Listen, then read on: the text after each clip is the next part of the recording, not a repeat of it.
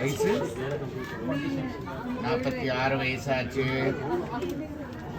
கார்த்திக் ராசிகளுக்காக நல்லது நடக்கணும், நல்ல யோகம் இருக்கணும்னு சாமியை கும்பிட்டு கார்த்திக் ராசிகளுக்காக பாரு. நடந்த நேரம், நடந்துகிட்டு இருக்கிற நேரம், நடக்க போற நேரம் நல்லா இருக்கணும். கார்த்திக் ராசிகளுக்காக தேடி அவருக்கு எண்ணியது கைகூடி வருமா? படிக்கலாமா? கார்த்திக்காக நல்லா இருக்குமா? கரெக்டா எடுத்தியா?